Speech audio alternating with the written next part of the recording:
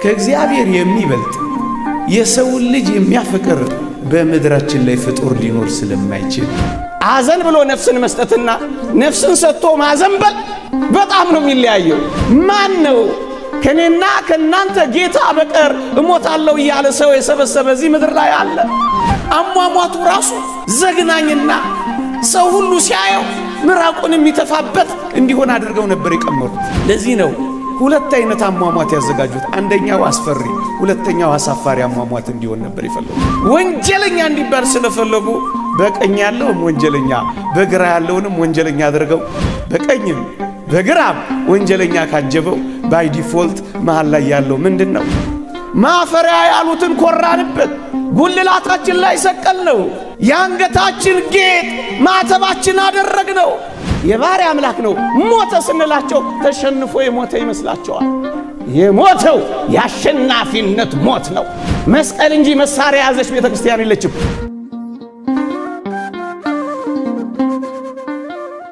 በመጽሐፍ ቅዱሳችን አገባብ ጌታችን እኔም ከምድር ከፍ ከፍ ያልሁ እንደሆነ ማለቱ የሞትኩ እንደሆነ ማለቱ ነው።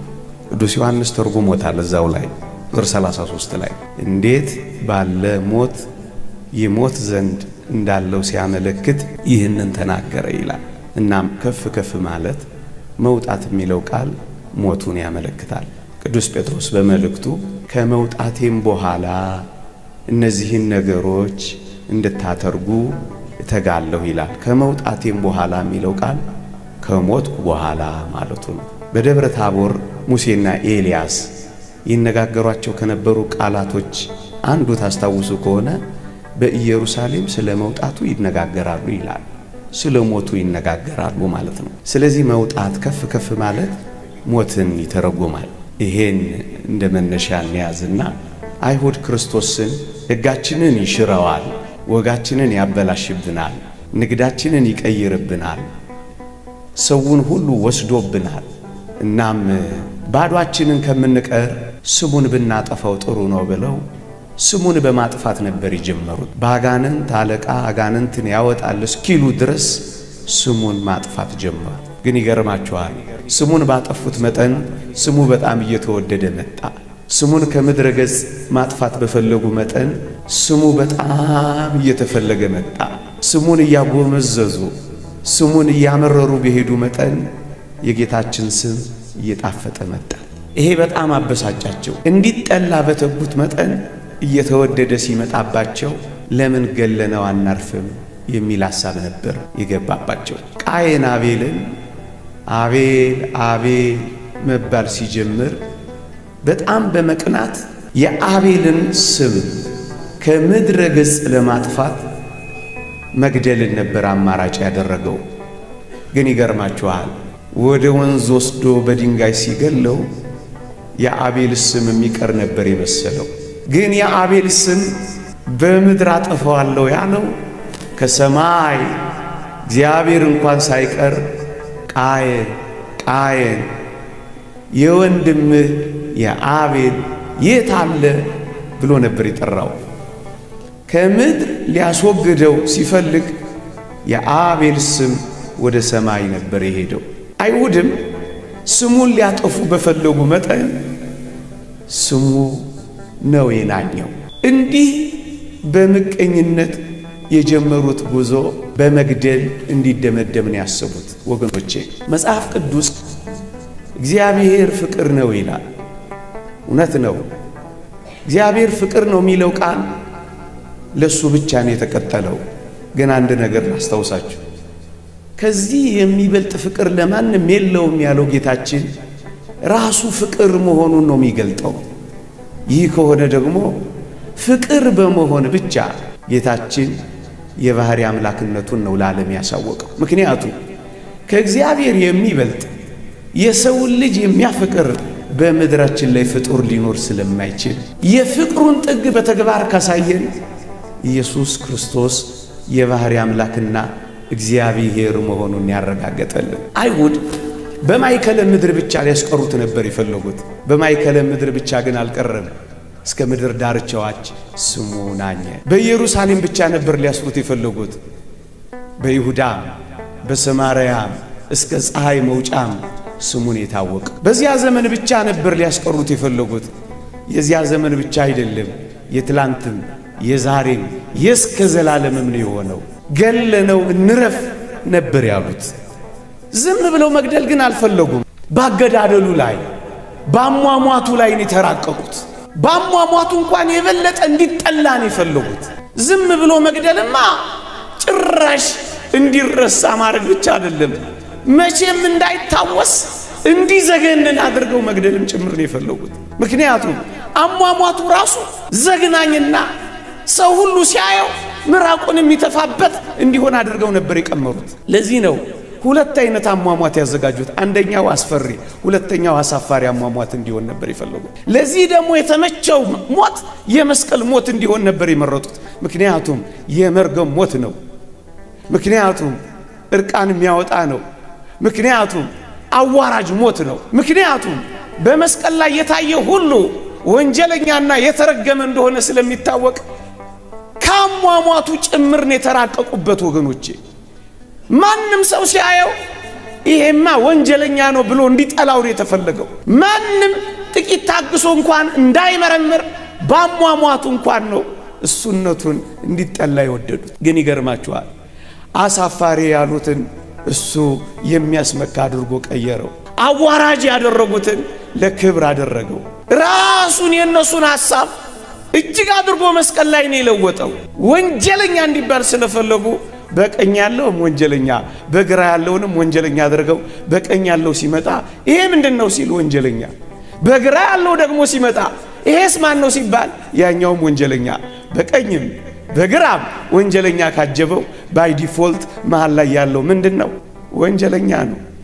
ይሄ ብቻ እንዳይመስላችሁ ከከተማ አውጥተው የኢየሩሳሌም ቆሻሻ መድፊያ ጋር ነው አውጥተው የጣሉት። በዛች ቀን ለፋሲካ ሥርዓት በሚዘጋጁባት ቀን ሁሉም እያዩት በጣም እንዲጠሉት ቆሻሻ ቦታቸው ላይ ነው ወስደው የሰቀሉት። እሱ የኛን ቆሻሻችንን የሚያስወግድ ሆኖ ሳለ ቆሻሻቸው ላይ ተሰቀለ። ወደ ላይ ይዞን ለመውጣት ወደ ታች ወረደ። እኛን ከአመጽና ከስራት ለመፍታት እሱ ከአመፀኞች ጋር ተቆጠረ። እኛን ነፃ ለማውጣት እሱ ስለኛ ታሰረ። እንዲሁ ሲያዩት እንዲጠላ ብቻ አይደለም እንዲዘገንንም ጭምር ነው ያደረጉት። እሱ ግን እንዴት እንደቀየረው ተመልከቱ። የክስ ጽሕፈቲቷን እንኳን ለመጻፍ ሞክረው ሰቅለውት እኮ ነበር። ግን እግዚአብሔር ባወቀ እንዴት እንደለወጠው ተመልከቱ። ስሙ ነው እኮ ክሱ የሆነው። ሰይጣን የሚይዝበት ዓለም የሚከስበት ምን ጉዳይ አለው? እሱ ዘእንበለ ኃጢአት ባሕቲታ ከኃጢአት በቀር በነገር ሁሉ እንደኛ የተፈተነ የተባለው ስሙ ነው ክሱ። ምን አገኙበት? እሱ ባወቀ ግን መስቀል ላይ የሚሰራውን በሚገባ እየሰራ ነበር።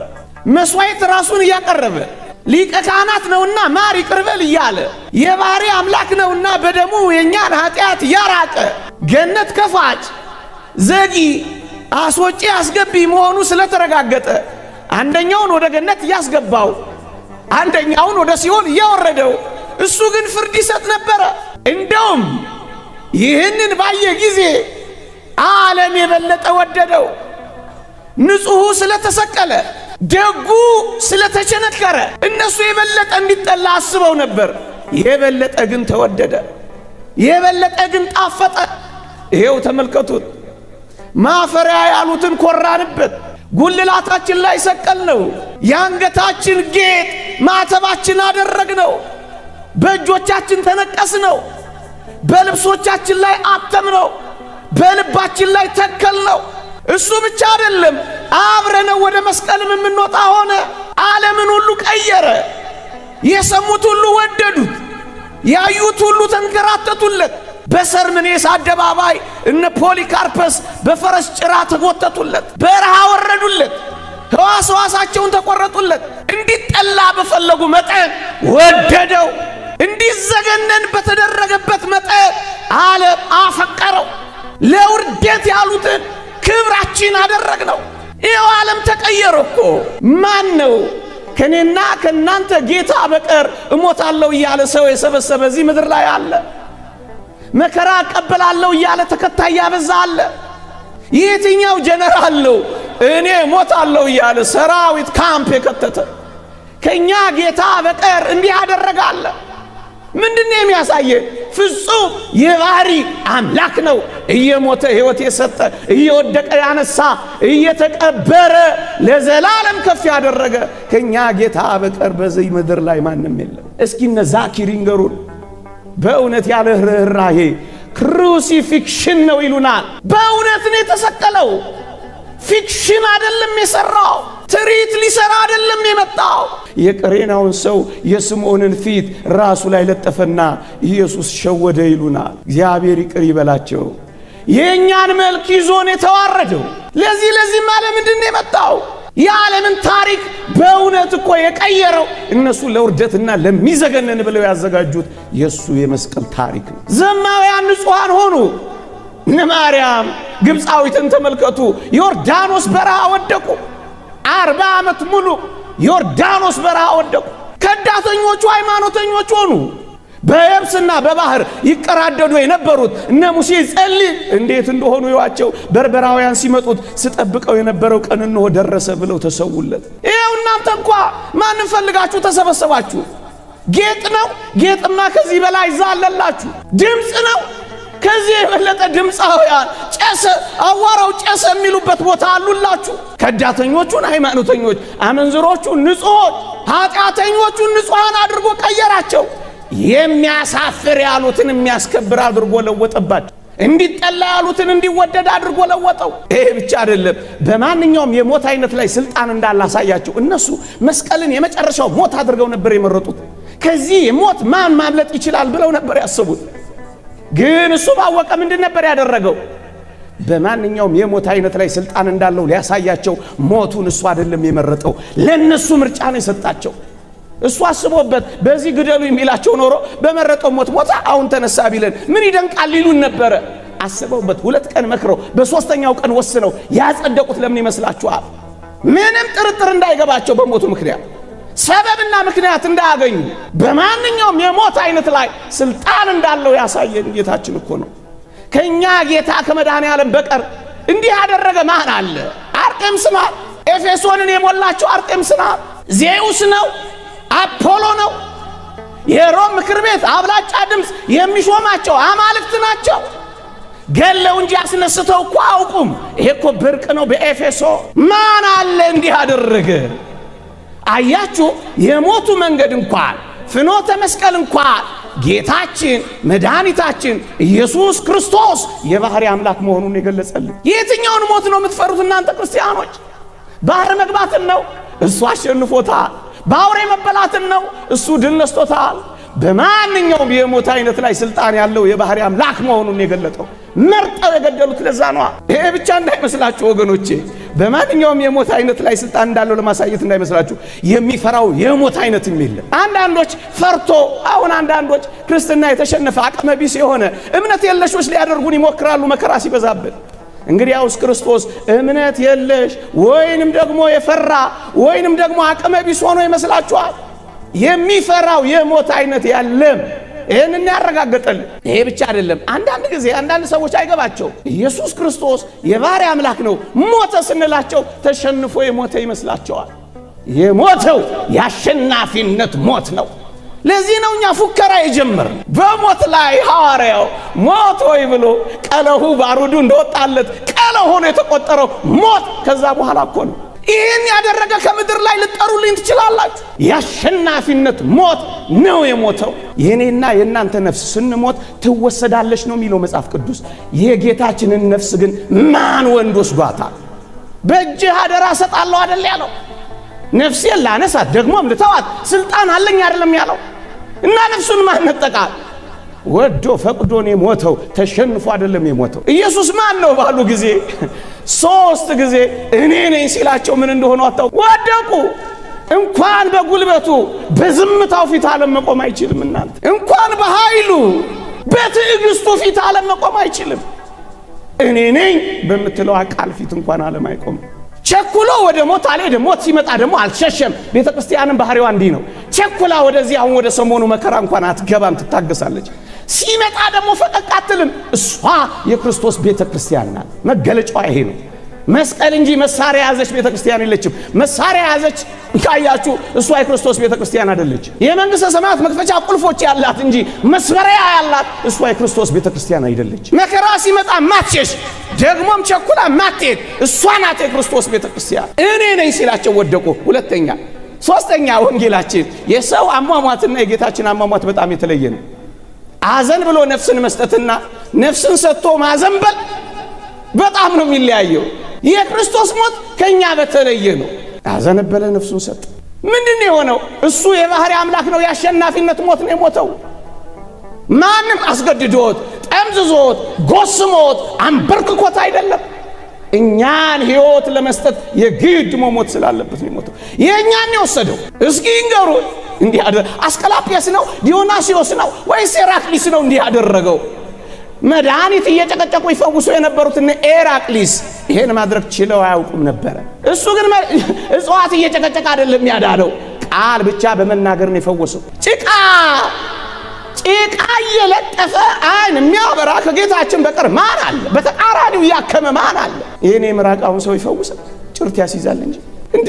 ምራቅ እየረጨ ምራቅ እየቀባ ጭቃ እየቀባ እኮ በተቃራኒው ነው ክርስቶስ። ምንድነው የሚያሳየ? በእውነት ክርስቶስ የባህሪ አምላክ ሆነ። እንደነ ኤራቅሊስንማ ተለማ ከዛ በላይ ነው ክርስቶስ ያደረገው። በሰካራሚነቱ የሚታወቅ ያስ ዲዮናስዮስስ ጨዋነትን እያስተማረ ጭምትነትን እየተናገረ መንጠቅን አይደለም መስጠትንና ማካፈልን ለዓለም እየሰበከ ዓለምን በጉልበቱ አይደለም በፍቅሩና በትምህርቱ የማረከ ከጌታችን በቀር ማን አለ? ይኸውላችሁ ቀራንዮ ተራራ ላይ ደቀ መዛሙርቱን ከመውሰዱ በፊት አንድ ተራራ ላይ ቀድሞ ወስዷቸው ነበር። ምን ነበር እሱ? ደብረ ታቦር አይደለ? ለምን ይመስላችኋል ደብረ ታቦር የወሰዳቸው? ትርኢትና ሾላ ያሳያቸው ይመስላችኋል? ይኸውላችሁ ከጥቂት ጊዜ በኋላ እርቃኑን መቅረቱ አይቀርም። እርቃኑ ሲቀር አይተው እንዳይደነግጡ የተሸነፈ እንዳይመስላቸው ከእርቃኑ መቅረት በፊት ያን ብርሃናዊ ገጽ ያሳያቸዋል። ደም የራሰ ልብሱን ከማሳየቱ በፊት አንጸባራቂ ልብሱን ያሳያቸዋል። መስቀል ከመሸከሙ በፊት የዘላለም መንግስቱን ያስጎበኛቸዋል። ምክንያቱም መስቀልን እንዳይፈሩ ያደፋፍራቸዋል። ይኸውላችሁ በመስቀል ላይ እንደ ሰው እንደ አይሁድ ሊያዋርዱት እንደተዘጋጁ ገብቶታል። ውርደቱን ከማየታቸው በፊት ክብሩን ያስጎበኛቸዋል። ለዚህ እኮ ነው ደፍረው እነሱ ከዛ በኋላ ይሄንን ሁሉ እያስታወሱ እኮ ነው የሄዱት። ሌላ ግን አንድ ነገር ልንገራችሁ። እውነት አይሁድ ጉልበተኛ ሆነው አሸንፈውት ቢሆን ኖሮ ከሙሴና ከኤልያስ ያመልጡ ነበር። ሙሴ በጣም ቡጥኛ እንደሆነ ታውቃላችኋል። ግብፃዊውና እስራኤላዊው ተጣልቶ ምን ነበር ያደረገው? አንድ ጊዜ ባቀመሰው ጊዜ አሸዋ ውስጥ አይደል ይደባለቀው? የአማሌቅን ዝክር እጆቹን ዘርግቶ የደመሰሰው ሙሴ አሁን ለአይሁድ ሊያንስ ነው። በጉልበት ነው ይዋጣልም ቢባል እንደው ቢባል እጆቹን አንስቶ የኤርትራን ባህር የከፈለ የመጀመሪያው ፈረስ አንገቱ ሳይወጣ የመጨረሻው ፈረስ ጭራው ሲገባ ምታው ተብሎ የኤርትራን ባህር በአስከሬን የሞላ ሙሴም አይደለም እና ለአይሁድ ሊያንስል ነው። በፈቃዱና በውዱ በፍቅሩ ነው የሞተውና የታዘዘው። ደግሞ ኤልያስን አታስቡትም? ሁለት የአምሳ አለቆችን ከሰማይ እሳት አዝንቦ አስበልቷቸዋል እኮ። እነሱ ማሾ ብቻ ነው ይዘው የመጡት። ኤልያስ ጋር ግን ከፈለገ ምን አለ? እሳት አለ። እና ተሸንፎ ነው ልትሉ ነው? ወዶ ይሄ ሁሉ የሚያሳየን ምንድነው? ይሄን ሁሉ መዘረዝርላችሁ ክብር ይግባውና ሁሉን ይስብ ዘንድ ነው የተሰቀለው ጌታችን። ትርኢት አይደለም ወይም ፋሽን ሾው አይደለም የተደረገው። ፀሐይ ለምንድን ነው የጨለመችው? ጨረቃ ለምንድን ነው ደም የለበሰችው? ከዋክብት ለምንድን ነው የረገፉት? ወደ ላይ ከፍ ባሉ ጊዜ ሁሉን ወደ እኔ ስባለው። ለፀሐይ የሚገዙትን በጨረቃ የሚንበረከኩትን ከዋክብት የሚያመልኩትን እና በምን ይሳባቸው? ይኸውላችሁ ኃጢአትን ማስተስረይና ይቅር ለማለት ብቻ አይደለም ጌታችን ምድር ላይ የመጣው። ዕውቀት በማጣት የተግበዘበዘው ወደ ፍጹሙ ወደ ክርስቶስ ዕውቀት ከፍ ሊያደርገው እኮ ነው የመጣው። እናስ ፀሐይ ስትጨልም ፀሐዩ ሞቶ እንደሆነ ገብቷቸው ፀሐይን የሚያመልኩት ሁሉ ወደሱ ይሳቡ ዘንድ እጆቹን በዘረጋ ጊዜ ፀሐይንም አጨለመ፣ ጨረቃንም ደም አለበሰ፣ ከዋክብትንም አረገፈ። ከዚህ በኋላ በእነዚህ የሚገዛና የሚደፋላቸው የሚያመልክላቸው እንዳይኖር እሱ ዝም አሰኛቸው። ከዛ በኋላ ሁሉ ይመጡ ወገኖቼ በቀኝ እጁን ግራ እጁን ዘርግቶ እኮ ነው። ማን ነው እንዲህ አይነት አሟሟት የሞተ? እስኪ ንገሩን አለ። ፀሐይን ያጨለመ ሞት የማን ነው? የንግሥት ኤልሳቤጥ ሞት ነው? እስኪ የማን ነው? የዊንስተን ቸርችል ሞት ነው? እስኪ የማን ነው? የአንስታይን ሞት ነው? አንድ ክፍት ቦታ ብቻ አለ። እሱ ክብር ይግባውና ለስም አጠራሩ በቃል መነገሩ በህሊና መዘከሩ ከፍ ይበልና የጌታችን ብቻ። ውሆች እንኳን የሸሹት ተራሮች እንኳን የዘለሉት ወገኖች እኛን ለማስደነቅ አይደለም። ጌታችን ይህን ሁሉ ያደረ ማስደነቅ አይደለም። ለምንድን ነው? ውሆች ጋር የሚደፉትን ወደሱ ይስባቸው ዘንድ። አንቺ ዮርዳኖስ የሸሸሽ እናንተ ተራሮች እንደ ጊደር የዘለላችሁት ምን ሆናችሁ ነው ብሎ ጠይቋል እኮ ነብዩ። መልስስ የውሆች አምላክ ስለተገለጠ ነው። ቅዱስ ያሬድ በረከቱ ይደርብንና እሳቱ ውሃው ከበበው ይላል። እንዴት ይቆም ታዲያ? ይሽሽ እንጂ ይሄ ሁሉ የባህሪ አምላክ ነው የሞተው፣ የተሰቀለው፣ የተያዘው፣ የተቸነከረው። መቃብሩን እንኳን ተመልከቱ። ማንም ሰበብና ምክንያት የለውም።